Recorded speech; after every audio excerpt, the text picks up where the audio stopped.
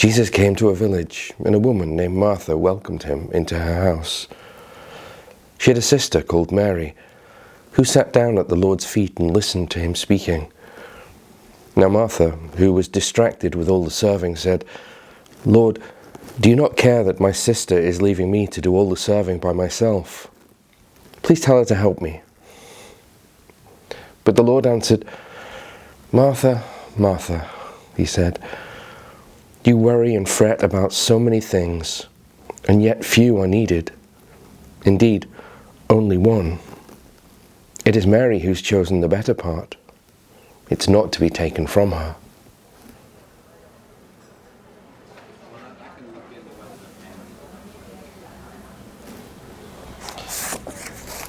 Pretty much since I was born, I was taken to visit nuns in a convent, in an abbey, Stanbrook Abbey, which used to be in Worcestershire. I used to enjoy going to see them. It was fun. It was in a beautiful place. And if we stayed overnight, we'd quite often see squirrels, red squirrels. There'd be owls and doves, and it was just a lovely place to be. And I enjoyed visiting the nuns too, although it was usually one nun in particular that we went to see, although we would meet others.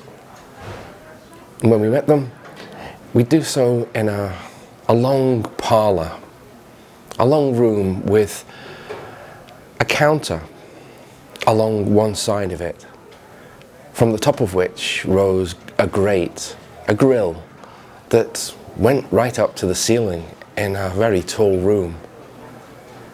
The nuns would sit on one side of the grill, and visitors, including us, would sit on the other side.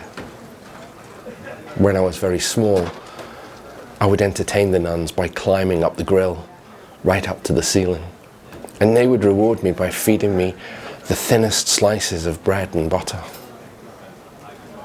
For a while, I thought all nuns were like that, locked away and kept behind bars, though I never really understood why. It wasn't till I moved school and was taught by nuns that I realised that not all nuns were locked away, that some were in the outside world, more actively involved in the local communities. Although, at times, I did think that a few more nuns should be kept behind bars. I've often heard that gospel, the story of Martha and Mary, used to talk about the two different types of religious vocation, the contemplative, the prayerful, and the active, those who are out in the world.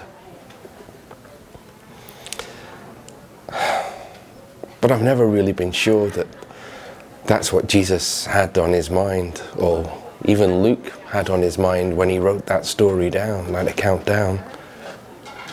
It seems to be a very niche way of reading the gospel, a very narrow way of understanding the event, the meeting of Martha and Mary and Jesus, and what Jesus has to say about it.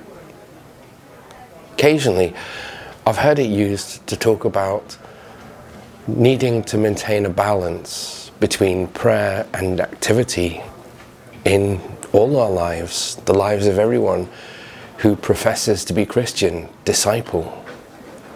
That makes a lot more sense to me.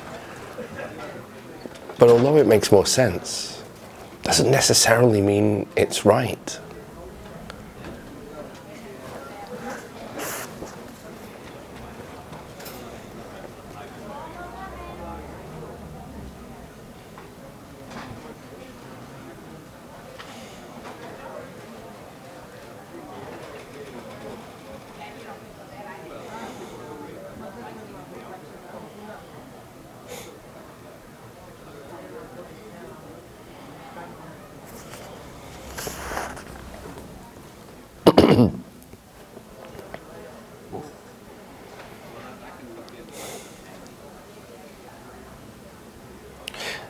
And even if the gospel is about maintaining that balance between prayer and activity in our lives, there is a suggestion in it that we prioritize prayer.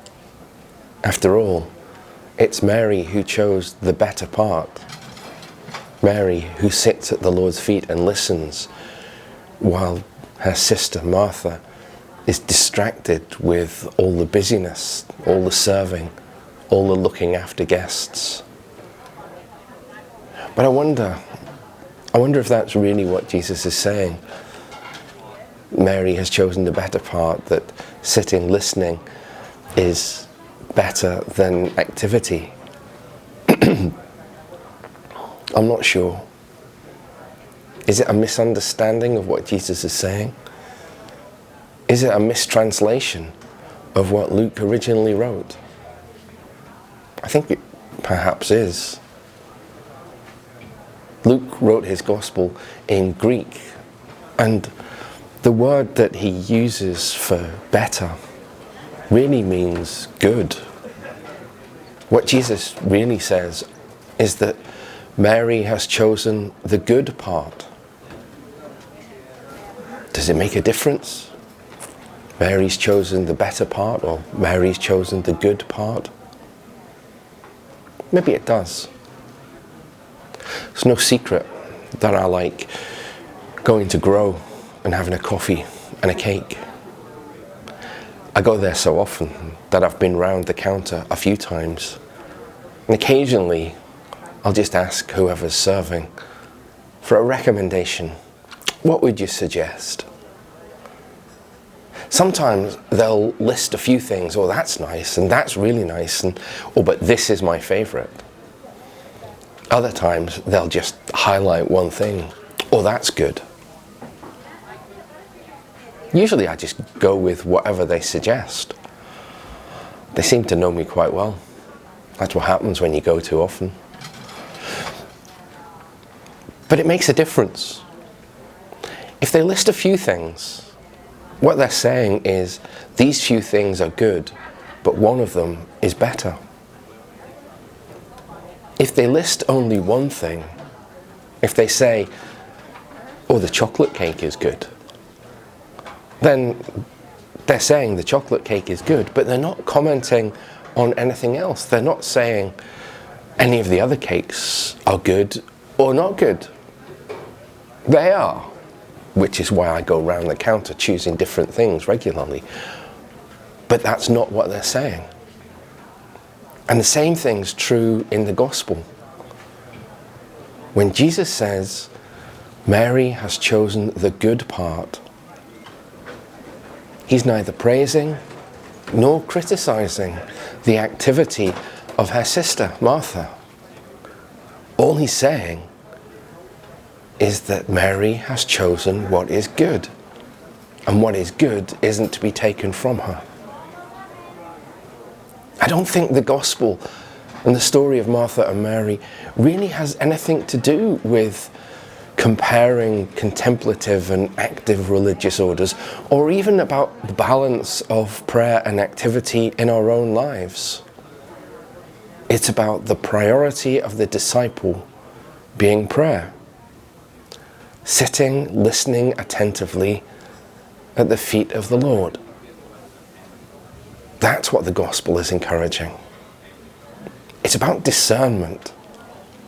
It's about seeking to hear the voice of God, free from the distractions to which Martha succumbed, so that we hear his voice more clearly and are able to follow it to what is truly good.